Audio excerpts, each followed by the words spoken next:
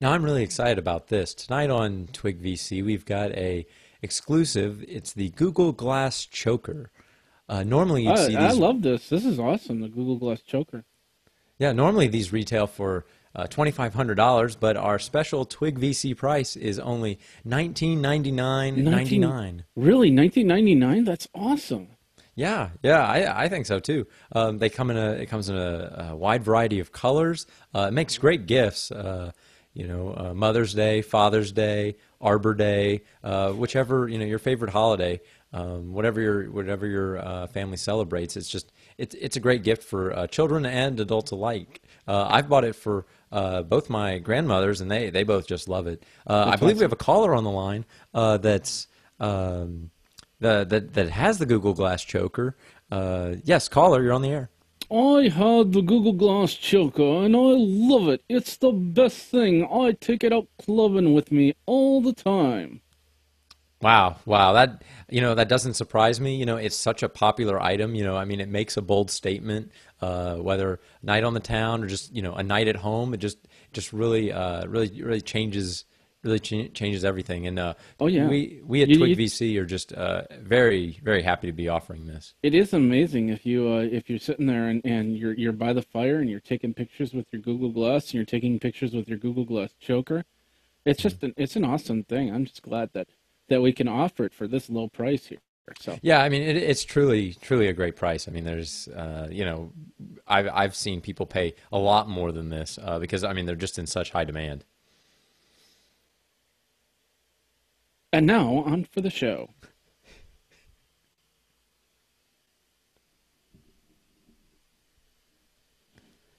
Ladies and gentlemen, boys and girls, geeks of all ages, welcome to another episode of This Week in Google Glass VC. Anyway, my name is Jeffrey Powers from Geekazine. Think Magazine, put in a geek. Boom, you got Geekazine. And then, of course, as always, my cohort in crime, Luke Wallace. Yes, it's actually just one Luke. Yeah, but I go by Luke Luca on Twitter. That's LukeLuca, or you can find me on Google Plus, google.com/plus Luke Wallace. Or if you want to email me for this show, it's Luke at Twig TV. And I think if you're watching the video, all of this information is kind of in the bottom third. So Okay. So you've noticed that I have the Google Glass Choker, mhm. and it's an amazing little thing. I mean, I started wearing it today, and a lot of people have been noticing it. Oh, I bet. So, I bet it gets a lot of looks oh yeah, everywhere you go. oh yeah.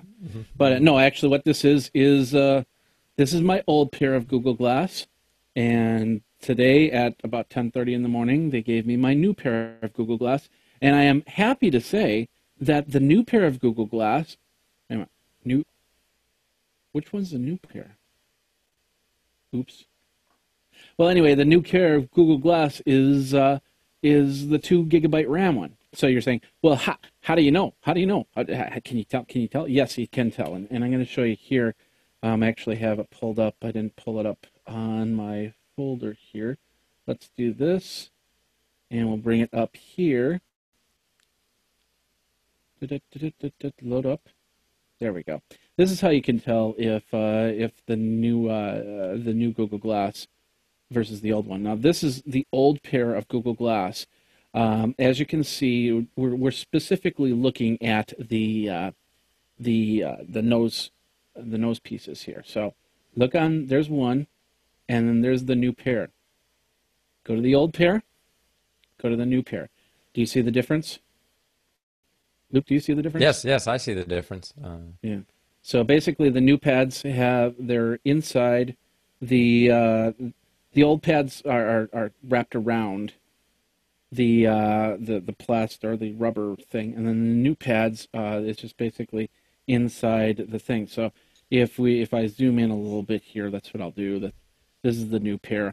This is just one of three things that you notice with that. The first one, yeah, the pads, as you can see.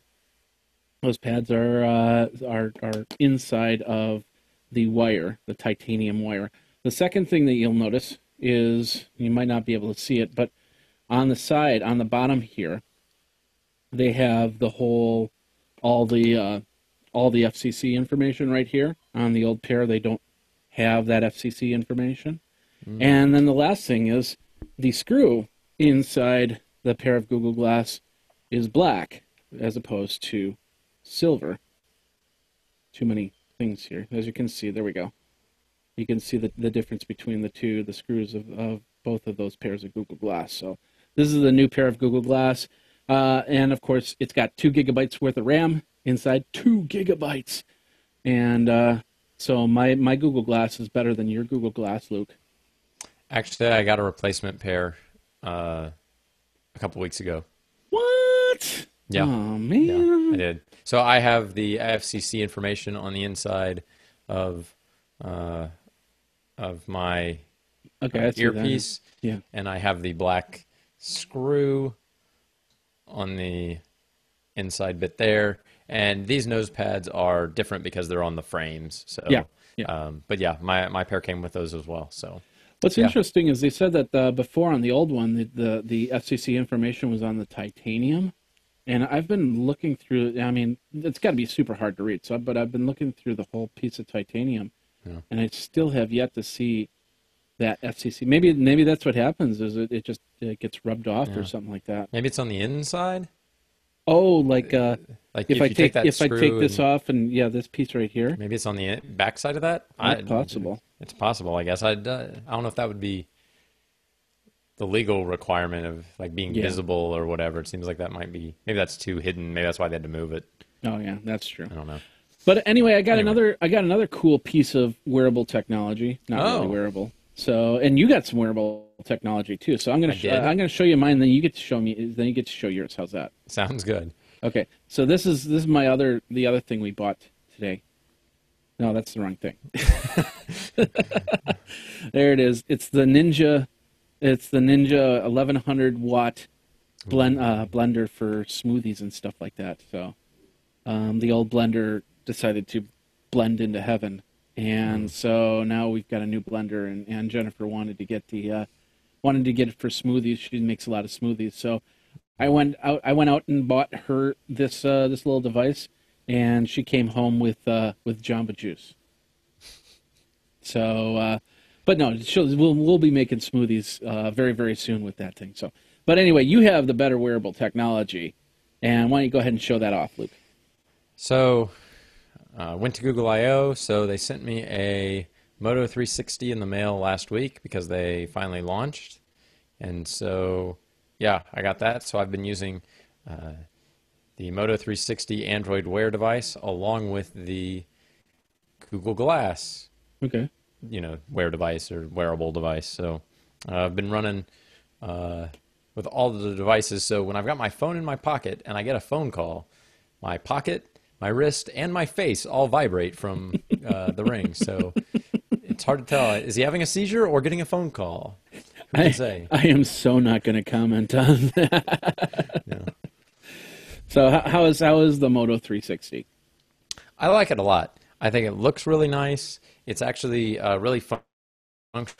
The Android Wear functionality, which we've been told is coming to Glass sometime, where it pulls all the notifications in, is really useful. So I can see pretty much every notification from my phone, and just being able to deal with a lot of those and see a lot of those, because Glass doesn't support, for example, the big one is like Exchange email, Exchange server, Active Directory kind of stuff. So I've got, like, that's what we use at work, and so I never get work email on Glass, but now I can get it on Android Wear, so that's pretty nice. Do you think that eventually they'll make something? Well, I did read a couple articles on Glass and Enterprise this week, but do you think that they'll be able to do that eventually, so you can get your work emails on your Glass? I would think they'll have to. If they don't do it natively, the Android Wear support will be able to do that, so at least you'll get all of the same notifications from your phone on Glass. So. Okay, cool. Well, so that came from your Google I/O. So technically, Yes. that's not yours. So technically, my company has first right of refusal, but since I was not the only guy to go to Google I/O, the other guy already donated his Moto 360, and they may not need to. So if they need it, they can take it, but they may not. So I may give it to him eventually anyway. But 5 years it's down the nice. road when it's completely obsolete. No, here, go ahead, take the watch. I don't need it anymore. What? So. What? What's wrong with that? Yeah, nothing, not at I all. did give them already my LG watch that I got from IO. I used that Yeah. for a few days and then I gave it to them. Cool. So this one's nice. Now we have a round one and a square one to do testing on. And yeah, I mean I'll give mine up for testing if needed. Yeah. But yeah, it's So- really nice. So out of the LG watch and the Moto watch, which one do you prefer? I like the Moto 360 a lot more. One, it's got that cool round face, which I'm honestly surprised Apple didn't do something like that for their watch. It does have a heart rate monitor, optical heart rate monitor on the back. There's these little, it's probably hard to see. There's these little holes on the back that there's some lights that blink, and somehow that tells your heart rate. I don't know, it's magic. The strap is real nice. It's actually a real leather strap and real soft, and it actually makes it feel like a really nice watch. Yeah. So I guess those things really make it different. Other than that, it's just Android Wear, so it's pretty much the same. That's pretty cool. Of course, the big news last week was Apple with the Apple Watch and iPhone 6 and 6 Plus, which I had absolutely no desire to get.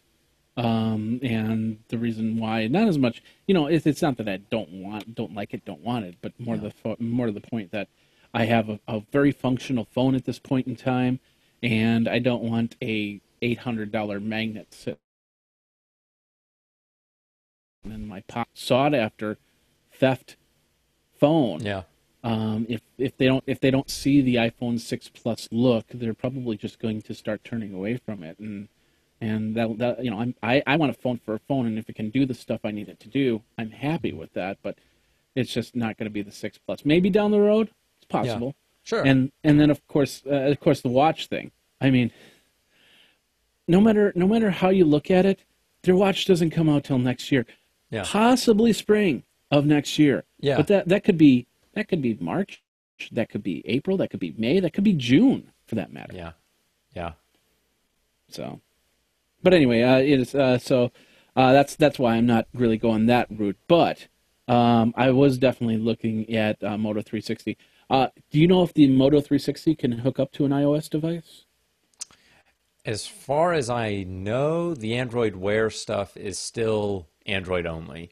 Okay. I don't know if they'll ever do something for it. Like they did make the My Glass app for iOS, so they might make a Wear app for iOS. I could see that happening. So it's possible, but as far as I know, it only works with Android devices at the moment. Okay. Well, then, and of course, eventually somebody's going to come out with some sort of watch that'll be able to go back and forth between one or the other. So yeah, the Pebble. And I just got a Twitter in my glass from Kay's girl saying I was wondering the same thing, which I'm wondering if that was the that actually might be something else. Never mind. Oh, hello. Well, I'm a big fan of MasterChef, and MasterChef is on at the same time. And the first part of MasterChef, they said that they had all these 50 chefs from 50 states, but they didn't name off all 50. So I was wondering if there was a place that you could go to read off all the chefs that were part of the 50 states. So, but maybe she was wondering about this whole "can you work on iOS too?" I don't know. It just showed up on in my eye, and I had to report on it. So There are a few watches like that. I guess the Pebble is one of the. Oh yeah, that's true. That's true. But yeah, I actually know some people with Pebble watches, and I don't know. It's not looking great for them as far as because the integration just isn't there. Pebble can't access the same APIs that an Apple Watch or an Android Wear watch has access to, and so it's just you're never going to get quite as deep of an experience. So it was a really good experiment, I think, but I don't think they're going to have as much. Well, the other thing is that they hold patents. That's how it works. They end up holding patents, and maybe there's something inside the Apple Watch that Pebble goes up to them and says, "Hey, that's our patent. Either buy us out or pay the licensing fees."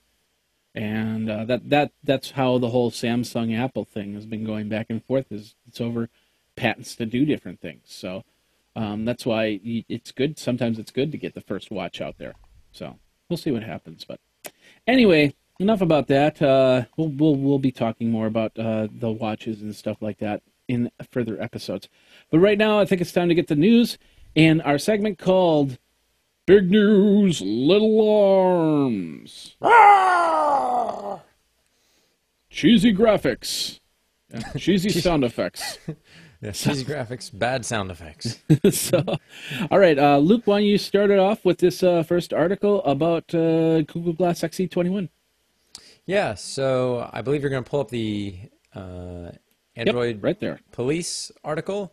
So this is talking about what's new in XE21. The big updates are just speedier Google Now cards. So specifically, they talked about the airline cards and the sports cards. So sports scores will update a lot quicker now, which makes sense for sports. They also said that there would be some changes to navigation in that it would include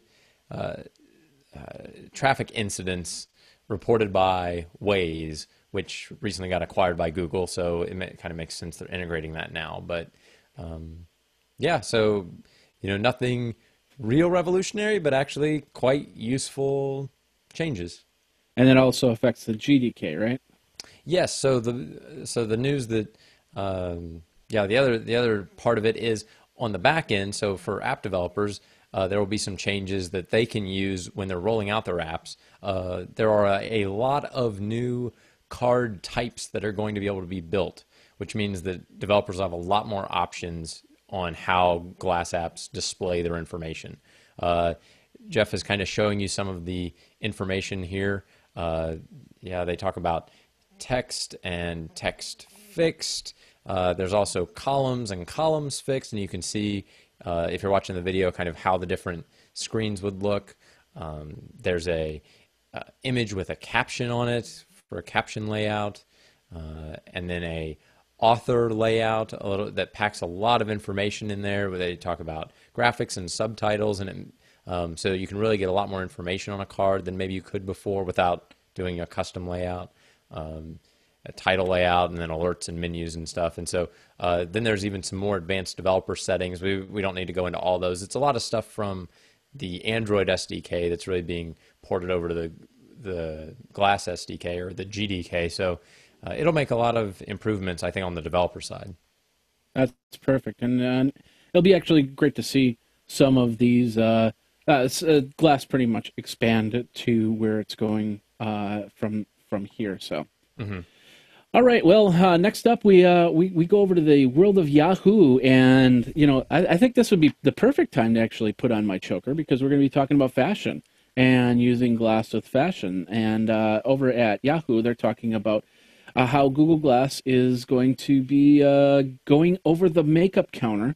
We'll get this picture up here, right here. So the company is called YSL, and what they're going to do is figure out, help you put on makeup. And this is where it sounds like they're going with this, is the fact that they do these at-home kits. So eventually, you might have an at-home kit that you order, and then it comes with a pair of Google Glass. And then you'll put on the pair of Google Glass, connect up to your Wi-Fi, and then you'll have a person, maybe through a Hangout or something like that, or instructions, video instructions on how to put on makeup, and or you could send them as you're putting on the makeup yourself. So if you're putting on blush, maybe somebody's going to tell you, hey, that's the wrong blush there. Maybe you should go with a little bit more red or something like that, and go from there. So it's very interesting. They have them testing right now at Bloomingdale's in New York City. So you can get some of these lessons and learn how to put makeup on, because Lord knows I really need to put some makeup on. Wouldn't you agree there, Luke? I think you're beautiful just the way you are. Aw, you're so kind. Yeah. So. Also, I think you might look Well, I don't know. We do video. Maybe we should both wear makeup. A little bit of I little don't bit know. eyeliner, get an '80s rocker look. Yeah, I don't know. Yeah, So, yeah.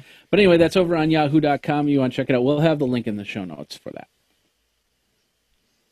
Up next, we've got an article up on Google Glass Fans. It's about a new app that's coming to Glass called Chords. And you might be able to figure out from the name that it's for helping you learn how to play chords on a guitar. So you say, okay, Glass, learn an instrument. And then you say the chord name. They've got a little animated version of it down below that shows how it might look when you're using it. And so you say the chord name, like C major or G major, and then it'll show you what that chord looks like on, to strum it and play it. So if you've got sheet music and you're trying to learn how to play a song, or you've got the tab version of a song, you can say, now I forget, how do you play a C sharp major chord or a C sharp minor chord or something? Like there's some maybe advanced chords that you don't really know, so or that are hard to remember because you don't play them very often. So it's really quick to pull that up. It says it'll even work as a kind of a pitch tuner for pitch finder for people who sing, because it would be it also plays that chord, so you can make sure that it sounds right. Make sure okay, is that what it's supposed to sound like, and then you can hear it in Glass and say, oh yeah, okay, that's right. So I think it's really neat. I've played a few chords on the guitar, but I would definitely need something like this if I was going to try to learn a song. It would probably be a lot quicker than having a lot of other references, and being able to hear that chord, how it's supposed to sound. That's a pretty big deal right there. Yeah, definitely. And I do play guitar, so there's times that I'll get a chord like an A sus2 or something like that I need to do, and it'd be nice to be able to look it up. What I also saw was it said choose your instruments. So I'm wondering if they're going to be doing stuff in the future, such as fingerings and stuff like that, if you play a saxophone or a flute or something. It definitely indicates that. So, go check that out if you've got Glass. There we go. All right, let's move on. Let's go over to Mashable.com. Businesses, Glass has always been more of a business thing than a consumer thing. If they don't catch the consumer market when it comes to Glass, that's quite all right. If they get the business part of it, that's perfect. And that's what Mashable is talking about. They have a couple cases where people have been using it more towards the business end of things, being able to communicate and back and forth. And of course, the biggest one is anybody that has to use their hands and be able to keep things freed up. Like a construction worker. I think this is an oil rig worker in the picture here. Being able to, call up something on a moment's notice, or if you need to get a text message or a phone call without having to pull the phone out of your pocket, because that's always been the biggest issue, is pulling that phone out of your pocket. And so, construction workers, healthcare workers, and we've talked about the healthcare industry several times.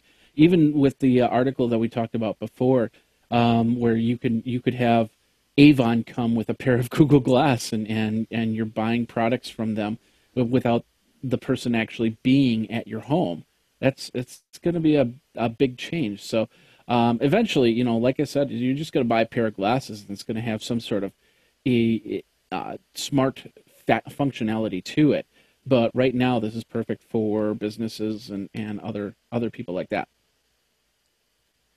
And finally, Luke, do you want to take the last one, or do you want me to? Yeah. Okay, go for it. So finally, we go over to Stephanie Allery, or Stefan Allery. I'm not really sure. I have no idea either. There's an accent in there. It's very artsy. They're a creative technologist at Digitus Lab Paris, so it's probably a French pronunciation that I would butcher if I really attempted it. So apologize for that. But I think we're all very concerned with how we take selfies in this day and age. Selfie was obviously the Oxford Word of the Year for 2013. So, it's kind of what we all live out in 2014. So you may think taking a selfie with glass would be difficult, but if you're watching the video, you're seeing what they've got here is this apparatus that basically puts a mirror out in front of glass so that you can take a picture of yourself with Google Glass. If you scroll down on that page near the bottom, you'll see some examples of how this works. So it doesn't end up with a picture of just you, though. It's really interesting. It actually splits the image about 50-50 of what you're looking at and yourself.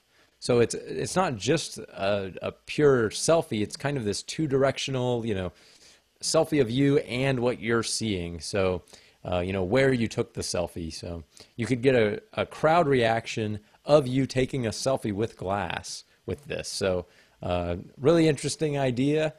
Some hardware that you may be able to 3D print up like we talked about last week, but kind of an interesting idea that I don't know if anyone expected selfies with Google Glass before. You know what I could see this do if they get the microphone correct is be able to, since you see forward and you could actually do a one-on-one interview. Oh wow! And then yeah, you have a boxed version right there. So I could be look. You could come up here to where I live, which is where's that again? Madison, Wisconsin, obviously. Okay, so then you come up to Madison one time, and or I go down to Dallas. However it worked, and then we just have the selfie glass. We could do one-on-one interview and go from there. So we'll have to try that sometime. Yeah, it'd be interesting to see how that would work in a video. But yeah, it's a great point that, you know, there's no reason that couldn't be used for video as well. So you could get a video of you describing what you're looking at and people being able to see it, and they'd be able to see, you know, your reaction, and you know, it's kind of an interesting idea. Oh yeah, very much so. I can't wait to give it a try, and then you can get it downloaded on Thingiverse, so you can print one out yourself. So yeah, definitely. So and that wraps up our big news, little arms. Brought to you by TWIGG VC. And the new Google Glass choker that our model isn't wearing at the moment, but remember, that's on special for $19.99.99, available only for the next 27 minutes.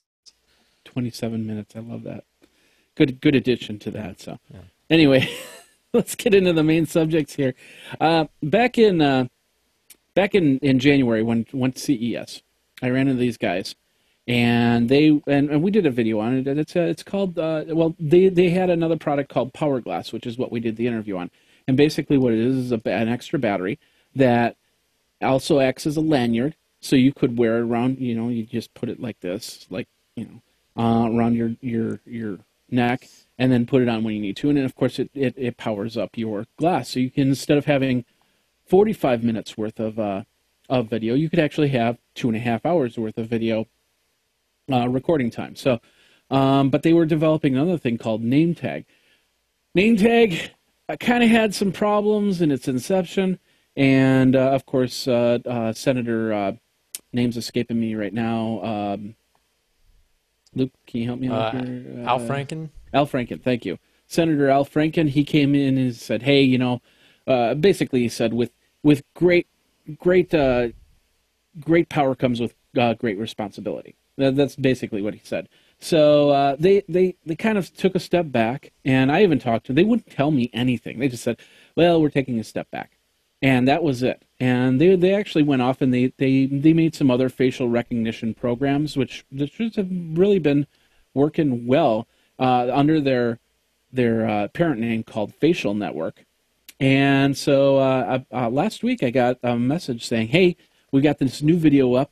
NameTag is coming back out for Google Glass, and we've got the recognition engine dialed in a lot better. It works a lot faster, 6 times faster. And they were showing in the video, they're showing different faces and how they got recognized, like Ewan McGregor or Natalie Portman or some of these other people, famous people. So they really got this dialed down. But the bigger problem that happened here, and we'll go to the article from here. The bigger problem that happened was apparently Facebook denied or revoked their API during this NameTag 2.0 demo period for some reason.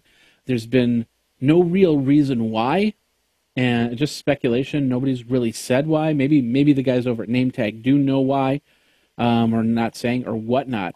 All I know is that that Facebook has taken down their access to the API, and I think they even said something about their page being basically taking down their page for a couple days there. But I think it's back up now on Facebook. So I'm not exactly sure why that happened. Luke, have you heard anything about that? About why the page is down? Why the API is down? I'm guessing it's because Facebook just, they have access to it from their side on the server side where you make the request, and they can just shut off access for whatever API keys they want to. So if Facebook says, hey, we have a cease and desist, what's different about that is they actually control where they're connecting to, so they can just cut it off from there, and they don't have to, they can tell them to stop, but they can also just stop them because they're the service that NameTag is using. Yeah, and that's what happened. Was there was cease and desist? We've got a bit of the letter here. Basically says facial network. Let's see. The cease and desist letter, which claims that NameTag has violated Facebook's terms of service, came days after Facebook shut down facial network's access to the Facebook login, which was the identity verification options to opt out of NameTag. So if you didn't want to be recognized as a face inside of NameTag, then you would go to Facebook and you'd say no. But now you can't do that because they've blocked that access there. Yeah. He goes on to say, and this is CEO Kevin Allen Tussey. He says, we haven't violated Facebook's terms of service. The fact is that Facebook has its own facial recognition division, and it's possible that this letter is an attempt by Facebook to try to slow us down. So, interesting angle on that. Do you think that, Luke, do you think that they're trying to slow NameTag down? Is Facebook coming out with their own facial recognition app to compete? It's very possible that they've got some facial recognition software that they're building into Facebook itself to recognize people in pictures. I think, it's likely, find your friends or, automatically tag photos or something like that. It may be that somebody was going to sue Facebook and said, hey, you guys can't, I don't want you using my picture, or I don't want you allowing this company to use my picture to do facial recognition and stuff like that. And so maybe Facebook said, we're just going to shut this down just to avoid the whole issue, basically. Like, shut it down and we'll figure it out later kind of a thing, as opposed to let it go, try to figure out what the problem actually is and deal with all that. They're like, they take a preemptive action and just shut it down first, and then they'll slowly spin it back up. But that turns it into a guilty till proven innocent type situation. Yeah. I'm not saying that that's necessarily the right way to go, because if they said, hey, here's how you violated, Facebook's terms of service, it should be fairly trivial to say, well, point out the item in the terms of service that we're violating. It really shouldn't be that hard for them to pull it out. And maybe there's something in there that says you can't do facial recognition on pictures. I don't see how that would be possible. If you have access to the photos, you can kind of do whatever you want with them. But I'm not saying I agree with that, but that may be kind of what their approach was. Shut it down until we figure it out. The biggest thing is that if your Facebook if your Facebook settings are set to private, it doesn't matter. You will not be put on any type of facial recognition. In fact, there'd be no way to see them. Yeah, exactly. So over the weekend, I was taking pictures with my DSLR, and I was posting them up on Facebook, and there was a couple names that all of a sudden popped up. And then when I made the post, and it's like, Jeff was at was called the Willie Street Fair. Anybody that's from Madison knows what that is. But Jeff was at the Willie Street Fair and then it had like 3 different names, and that took it from the patient. One of them was incorrect because that guy lives in Missouri and hasn't been to Madison in like 5 years or something like that. But other than that, it did a decent job in figuring out who was in the picture and tagging it from there. So when it comes to name tag, I don't understand how Facebook can do it, but name tag cannot. Yeah. And you know, that's a double standard, right? That's hypocrisy right there. Yeah. Hypocrisy or something like that. Yeah, and so Facebook might say, well, we have access to that, so even if your profile is set to private, we can go through and look at your photos because we're Facebook. Yeah. But if some other service tries to access it and you've said no private, just Facebook, Oh, no, well, then, no. if they did that, then yeah, that would be violating. But in this case, it doesn't sound like they are. Yeah, in this case, it doesn't sound like they are, but I don't even think they can get to that layer to begin with. Yeah, I don't think they get the option of looking at the photos and then have, wait, are these public or private? Like they don't even get the photos if they're private. And you did say something key, and anybody that, you know, our group of listeners are pretty educated, so I don't think we need to state that for that. But for any newbie, if you sit there and say, I want my Facebook profile to be private, my pictures to be private, Facebook is still looking at those pictures. And it's not that like they're looking at it to catalog them, to put them into ads or anything like that. They're looking at it to see if there's anything that would go against their terms of service as an overall. Nude pictures, anything about building a bomb, anything about decapitation or severing arms, selling anything, you know, you got a liver or spleen that's for sale, anything like that. Illegal activity, that kind of stuff. Illegal activity, yeah. And that's what Facebook looks for. So even if your whole profile is set to private, they're still looking at that stuff just to weed that stuff out. Yeah. And I mean, every service is like that. There's exactly. like nobody says, "Oh yeah, come to our service and, you know, do all your illegal stuff here." Or at least the ones that do are not based in the U.S. and they don't use U.S. servers, and you know that's a whole kind of separate topic. But like all the big names that you're used to hearing, they all do that.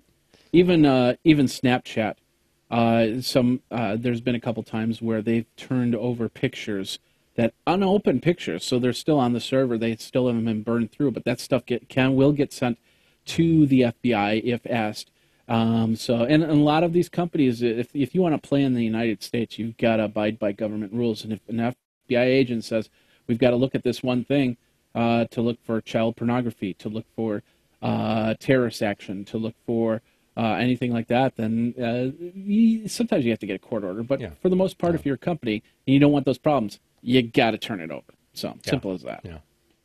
So, but anyway, with NameTag, they knew it was going to be a battle. I talked to the guys about it, and they just basically said, you know, this is just the next step in the evolution of facial recognition on Google Glass. It's going to happen eventually. Yeah. So, and I'm glad that they're kind of pushing the proverbial envelope here, because, you know, like I said, Google Glass is not going to go away. Like I said in my rant last week, you might think that it's gone, that Google Glass is dead, but in all reality, you're going to 5 years down the road, you're going to buy a pair of glasses, you're going to buy a pair of sunglasses, and it's going to have a display on it. Simple as that.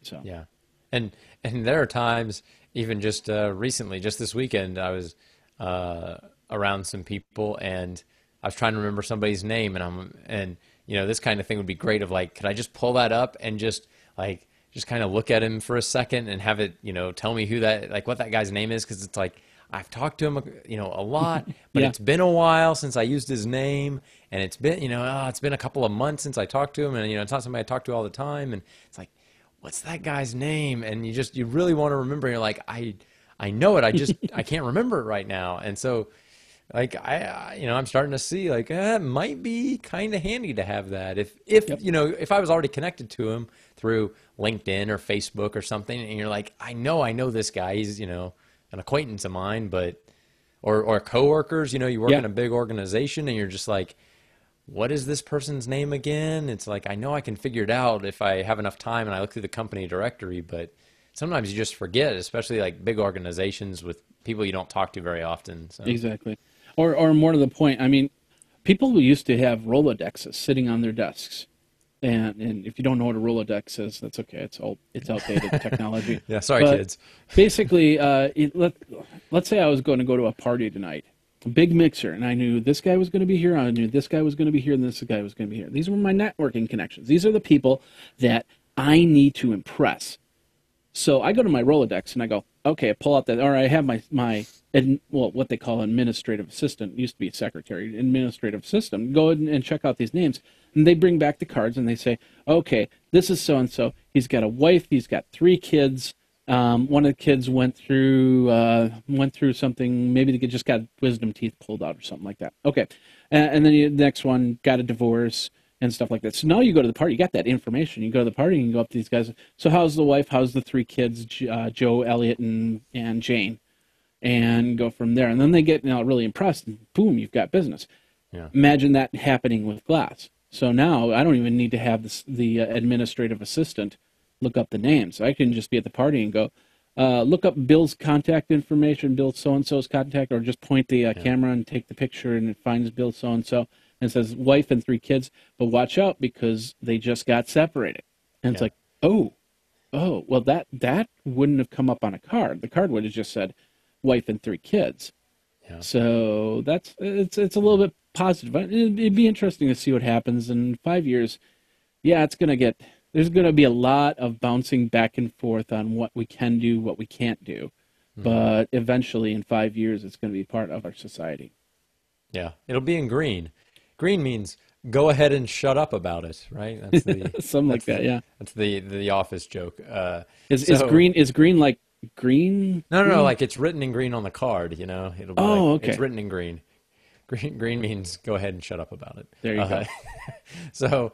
And and like you're basically saying, this would all be public information, right? Or public to that person. Like, we're friends on Facebook, so I have access to the information that you are, now separated, or your kid just got out of high school or something, whatever it is. And all you're doing is just having a quicker way to access that information as it's relevant. Exactly. And so people are like freaking out, like, oh, privacy. It's like, this is all public information that if somebody was willing to take the time, you could do it manually, like you said. But, so when it's automated, it's creepy. But when it's manual, it's less creepy because I spent 3 hours doing this last night of looking up everyone who's going to be there. Well, I think you just said it right there. They're not seeing you do it. You did your homework beforehand when you got to the party. You might have even slipped the cards in your breast pocket and pulled them out. Yeah, pull them out. You pull them out in the bathroom. You don't pull them out in public. Yeah. You kind of go to a corner and go, oh yeah, that's Bill. He's got 3 kids and a wife, Jane, Elliot, and okay. So and then go from there. So it's always been a private thing. You don't see that. You don't see the illusion. You see the illusion. You don't see the you don't see them stalking you. So, yeah, exactly. Like that. So it's not creepy if I don't see it. If I don't know you're doing it, then I don't care. Yeah. Do you stalk people? Not when anyone can see. Okay, there you go. So it's not creepy, right? Yeah. Definitely. So, all right. Well, if you really want to be creepy, if you really want to be stalkery-ish, and you don't have $1,500 to get a pair of Google Glass, why not build your own? And guess what? Somebody's going to show you how to do it, and that's this guy right here, DIYhacking.com. Arvind Sanjeev, hopefully I pronounced that right, has put together a Raspberry Pi version of Google Glass, and he's using. He kind of stole my idea. I wanted to actually make a pair of something for Google Glass where you put it on the hat, so the glass is hanging from the hat rather than as a pair of glasses. But anyway, he's kind of turned this into a cap where the Raspberry Pi has a camera to it, has a screen to it, and he's got a way to speak into it and get information from it. Probably no bone conductivity, but once again, that's just an addition to Raspberry Pi that you could do. And it's like, I think it was under $100 or something like that. Let's take a look at this a little bit. But he put it all up, so you can order all the parts and build your own device, where you can have your own version of Google Glass in a do-it-yourself kit. So interesting stuff here. Are you going to give it a try? Probably not. Why not? I think it's just a matter of time, of how much time I'd be willing to invest in something like that. Oh yeah. I think it's great that people are, already looking at kind of lower cost options, but yeah, personally, I'll probably pass on it. Yeah. I think what one thing I'm looking through some of this stuff and I'm thinking to myself, wow, why he could have just went and got one of those for the DSLRs. It's like this little cup thing, so you can see into the viewfinder a little bit better. Hmm. I think that would have added that to the whole situation. But Hmm. it looks pretty cool. Here's some more pictures of it, where he's got closer to the glass. Let's see if we can zoom in on that a little bit. There we go. So it's all attached to the hat. That's got to be one heck of a heavy hat. But eventually, through time, that could get smaller and smaller, and pretty much the size of a pair of Google Glass. So I wouldn't mind trying it, Hmm. but yeah, I wouldn't want to put it together. Yeah. I don't think I even have the knowledge or the fortitude to put that together. Yeah. I have the knowledge. It looks a lot like the original Google Glass prototypes that Google has shown, where it was just kind of hacked together, piece here, piece there, all these different components working together. So that's how it starts. And then somebody's like, well, we can make it a little smaller here, and we can make it a little smaller there, and it just keeps Yep. getting smaller. And that's how we ended up with what we're wearing right now. Yeah, and the bigger thing is, like I said earlier in the show, you make something, and then you find a better way to do it, and then all of a sudden you file a patent for it, and then next thing you know, this Arvind could probably be working for Google in the next year, building Google Glass and making it even better. That's a Hmm. very big possibility right there. So, have you ever thought of working for Google, Luke? Would you? Yeah, I think you'd be a good Googler. Googly, moogly. Yeah, I guess I've thought about it. I think anybody who uses Google products does. I think it's a very high intensity uh, place, but pretty neat. I've been out on the Google campus once, and or for a couple of days, and so it was a lot of fun. It was a real neat atmosphere. A lot of really smart people. Yeah. That's what I know is they really look for really smart people. Have you thought of working for TWIGG VC? That's actually pretty high on my list now. So yeah, the Twig VC voiceover and just kind of host of a 24-hour shopping network for this week in Google Glass. I don't know really what kind of the future holds, but Yeah, maybe. yeah. Well, we could definitely be pairing up on the shopping network and go from there. Yeah, I'd be yeah. up for that. So, all right. Well, that was a last minute thing. I mean, I just put it on as a choker, and then Luke goes, "Well, it's kind of like QVC." It's like, "Hey, yeah, good idea," and that's all that came together. I love doing that every now and then, just being able to do those little vignettes. So I hope you enjoyed our little a little fun little spoof right there. So, Luke, why don't you tell people where they can find you on the second floor? Yep. So my name is Luke Luca on Twitter. You can find me on the second floor of Twitter.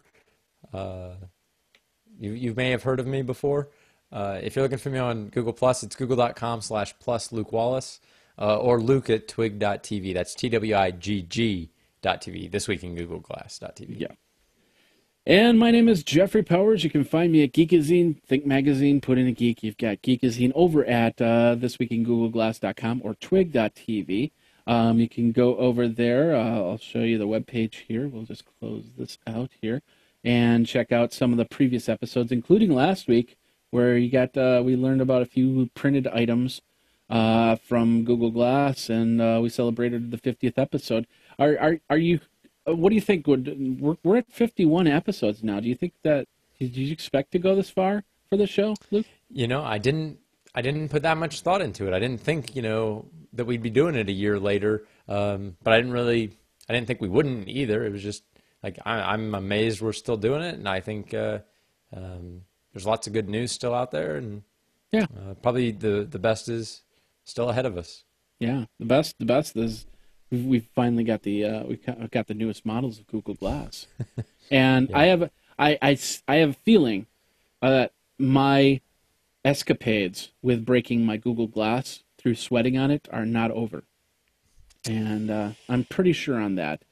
And we'll see what happens. But the bottom line was the power button died on this pair, which I pretty much was attributed to sweat. So if I can sweat on them, I can break them. That's apparently the key right there. So you don't sweat that much, do you, Luke? I stay indoors a lot. Yes. Yeah. I mean, it's what 80, 90 degrees there right now, and a lot of humidity. I don't think it's quite that warm right now. I think we've actually had a cold front come through, so I think it's only in the 79, 80s. Yeah, low okay. 80s. Okay. So, but it's still pretty humid there. It's not too bad. It's not too bad. Yeah. And here we had an unseasonably cold streak, and I like to thank everybody for not calling it the polar vortex 3, because everybody was expecting it to get colder anyway, because it's getting towards fall and everything like that. But it's still unseasonably cold for us. I'm just glad that nobody called it the polar vortex 3, because it really isn't. But we're gonna gain some temperatures and get warm again, and then of course the snow's gonna start to fly, because that's how it works in Wisconsin. So anyway, Luke, thanks a lot for joining me once again on This Week in Google Glass. Absolutely. All right, and for everybody else, thank you very much for watching. Thank you very much for listening. If you listened on Stitcher, if you listened on iTunes, if you listened through your car or whatever, if you watched on the show, thank you very much for watching. We will be back next week with another episode number 52 to be more precise. And if you want to be a guest on the show, just let us know. Jeff at twig.tv, Luke at twig.tv. As you noticed, I fixed the lower third here. Yay for me. And we'll go from there. So thanks a lot, Luke. And you guys have a great time. We'll see you next week on This Week in Google Glass with a Tyrannosaurus Rex. No roar? Oh, there we go. It's dying. It's dying, Tyrannosaurus Rex. Oh, please come back to life, Tyrannosaurus Rex. Oh, man. Bye-bye.